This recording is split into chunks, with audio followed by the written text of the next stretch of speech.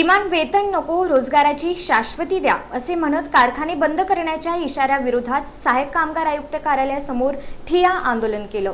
विडी कामगारांना 1000 विडी मागे 379 रुपये किमान वेतन देण्याचा निर्णय राज्य सरकारने घेतला आहे। मात्र या निर्णयाला सोलापूर विडी उद्योग संघाने तीव्र विरोध केला असून 1 सप्टेंबर पासून कारखाने बंद करून उद्योग इतर राज्यात स्थलांतरित करण्याचा इशारा संघाने दिला आहे। त्यामुळे विडी कामगारांमध्ये अस्वस्थता निर्माण झाली आहे। कारखानदारांनी उद्योग बंद करण्याचा इशारा दिल्याच्या पार्श्वभूमीवर सोमवारी साबळे, वाघिरे आणि कंपनीतील विडी कामगार आणि कारखान्यातील कर्मचाऱ्यांनी सहाय्यक कामगार आयुक्त कार्यालयासमोर चक्क ठिय्या आंदोलन केले। यावेळी आम्हाला किमान वेतन नको, रोजगाराची शाश्वती हवी अशा घोषणा देत कामगारांनी आपली भूमिका स्पष्ट केली।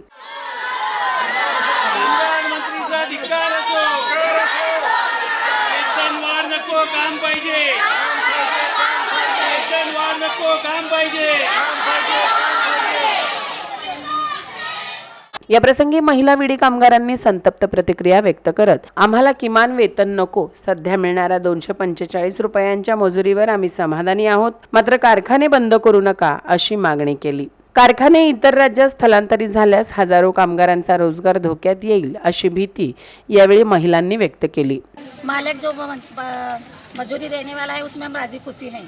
389 रुपये 380 रुपये ये मजूरी हम नहीं होने का, जो मालिक दे रहे हैं हम उसमें मंजूर है।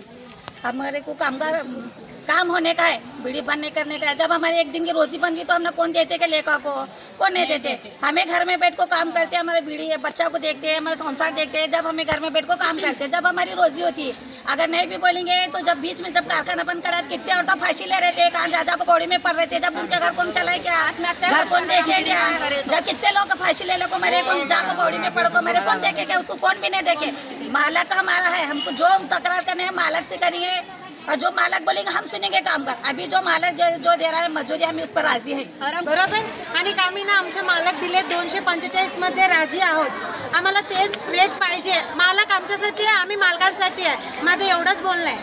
किमान वेतनाचा जेव्हा प्रश्न निर्माण झाला होता तेव्हा आम्ही सर्व विडी कामगार व कर्मचाऱ्यांनी आम्ही मालकाला एक निवेदन दिलं होतं की आम्ही तुम्ही जी पगारवाढ द्याल किंवा जी वेतनवाढ कराल, जी रक्कम द्याल ती आम्ही सर्वजण समाधानी आहोत अशा प्रकारचं निवेदन कर्मचाऱ्यांचं कामगारांचं सह्याचं निवेदन अंगठ्यात देऊन आम्ही मान्य आयुक्त लेबर ऑफिस साहेबांना दिलं होतं आणि मान्य मंत्री लोकांना पण पाठवलं होतं। तरी पण त्याची अंमलबजावणी आम्ही कोणत्याही संघटनेकडे किंवा कोणाकडेही मागणी न करता ही जी वेतनवाढ झालेली आहे ती आमच्या रोजीरोटीवर गदा आणणारी आहे। आमचा एकच प्रश्न, आमचा राग कुणावरही नाही, आमचा उद्योग टिकून राहायला पाहिजे, आमची नोकरी राहिली पाहिजे, एवढा एकच उद्योग आहे। बंद पडल्यावर मुळामध्ये ह्या व्यवसायामध्ये अशिक्षित कामगारांचा भरणा जास्त आहे आणि मालका लोकांनी एवढी सवलत दिली आहे की रिटायर झालेल्या लोकांना सुद्धा तो काम दिल्यानंतर आता आजकालचे मुलं मुली सुना नातवंड मुलं सांभाळत नाहीत, आजी म्हातार लोकांना आमचा मालक सांभाळत त्या लोकांना।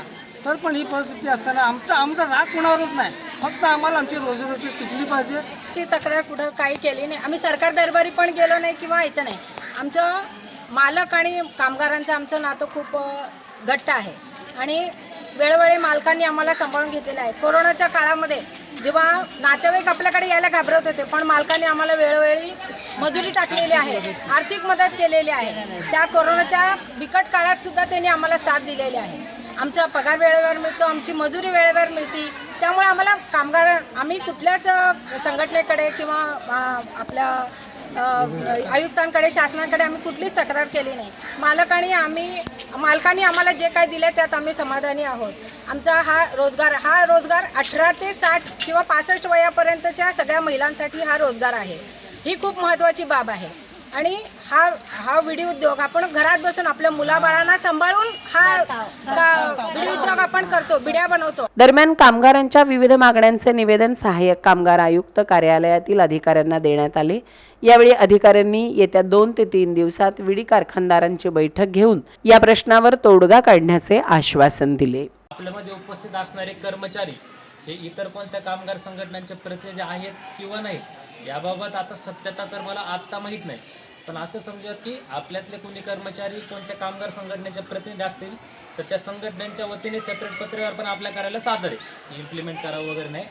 आणि तसाच पत्रव्यवहार या कार्यालयाच्या वतीने शासन प्रतिनिधी म्हणून मालक संघटनांना पण आपण पत्र केलेलं आहे. आता लक्षात घ्या, किमान वेतनाचे दर हे सुधारित होत असतात, दर 6 महिन्याला सुधारित होतच असतात.